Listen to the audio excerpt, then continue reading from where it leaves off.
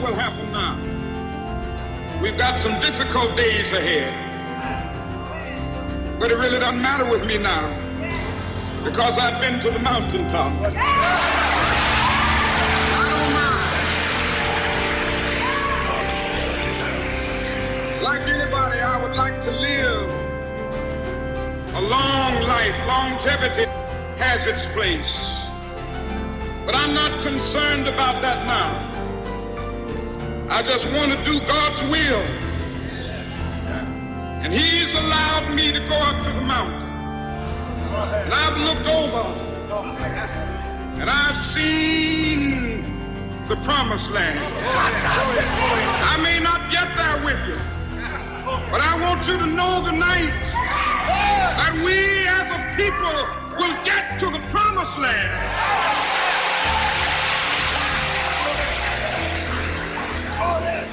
So I'm happy tonight. I'm not worried about anything. I'm not fearing any man. Mine eyes have seen the glory of the coming of the Lord. On that stormy night of April 3rd, 1968, inside a packed Memphis church, Dr. Martin Luther King Jr. spoke as if he already knew his time was running out. His words weren't just a speech, they were a farewell, a prophecy. A man who had carried the weight of a nation, who had stared down threats, jail cells, and hatred, stood before the crowd with a strange calmness. He spoke of the promised land, of a vision beyond his own lifetime, as if he had already seen what awaited him.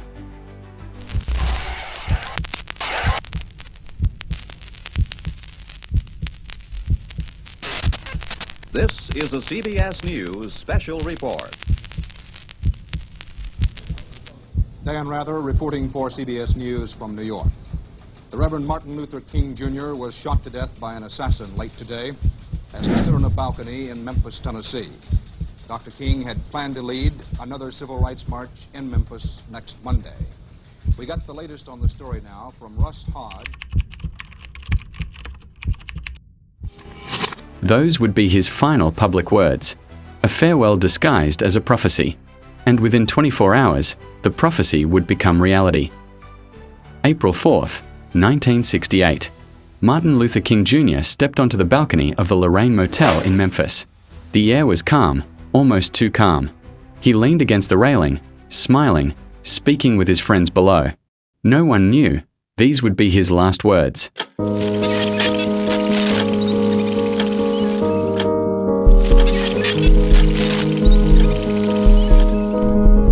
Around 6:01 p.m., the streets fell into a strange silence. Then, it happened. A single shot, one bullet tearing through the air, and with it, history was changed forever. Panic, screams filled the air. Friends rushed to King's side. His body lay motionless on the balcony, blood pooling around him. Just seconds earlier, he was laughing. Now, he was gone. We have information that King has been shot at the Lorraine. Back then, he has been shot. Okay, TAC 10 advising King has been shot, 604. TAC 11, you want us to pull down? TAC 11, pull down. Okay, TAC 11. In the area? A signal Q. King has been shot. All TAC units on the call, you are to form a ring around the Lorraine Hotel. You're to form a ring around the Lorraine Hotel. No one is to enter or leave. Back here we have information that the shot came from a brick building directly east across, west from the Lorraine. Okay, TAC 10 has information the shot was fired from a brick building directly across from the Lorraine on the east side, directly across from the Lorraine on the east side from a brick building, 606. All units, that's all units, 150 advising all TAC units to seal this area off completely.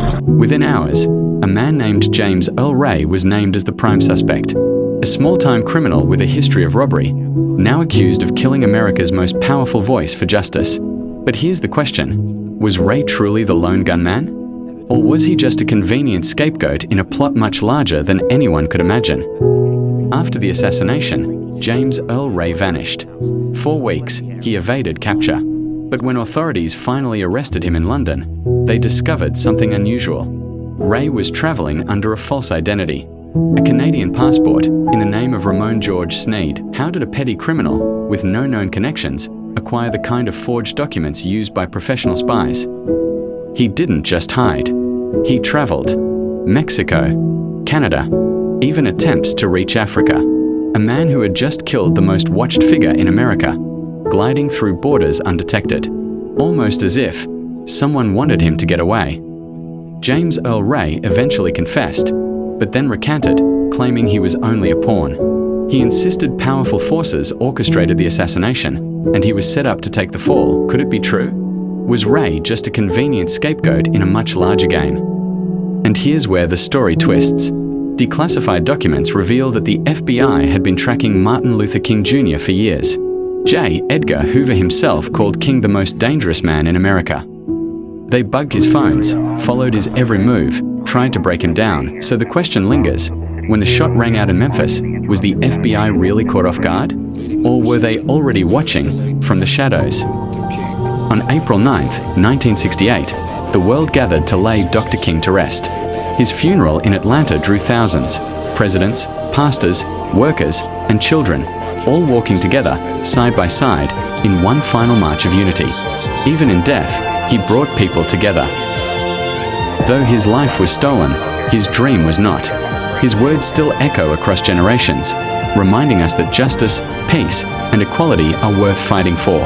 Dr. King once said, "The arc of the moral universe is long, but it bends toward justice." And because of him, we still believe.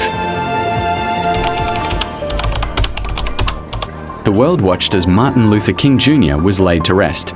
In Atlanta, a wooden farm cart, pulled by two humble mules, carried his body, a symbol of his fight for the poor and oppressed.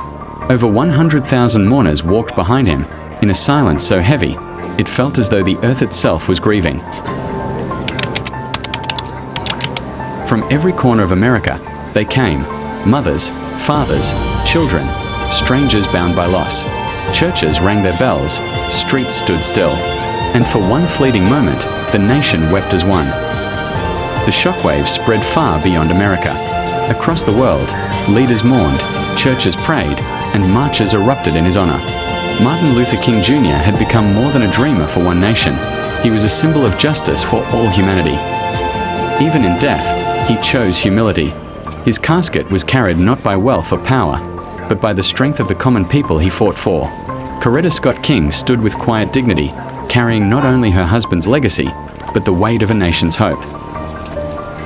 Hymns filled the air, words of sorrow, words of strength. Some sang of hope, others simply wept, but all knew that a voice of truth had been silenced. Still, in that silence, a new fire was born.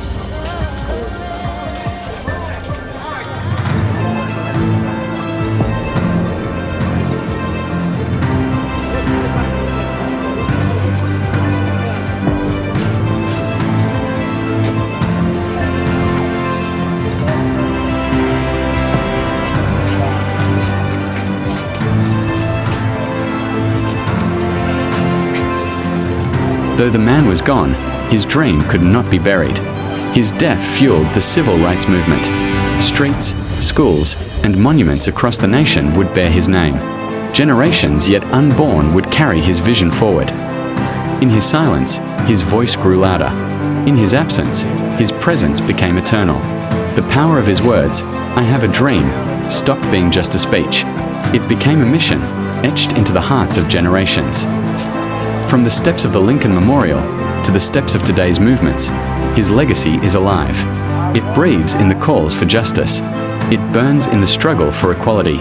It rises every time someone stands and says, "Enough." Because King's death did not kill the dream, it gave it roots. Roots so deep that no bullet, no hatred, no silence could ever destroy them. He told us the arc of the moral universe is long, but it bends toward justice. He told us that darkness cannot drive out darkness, only light can do that, and he showed us that even a single voice can move mountains.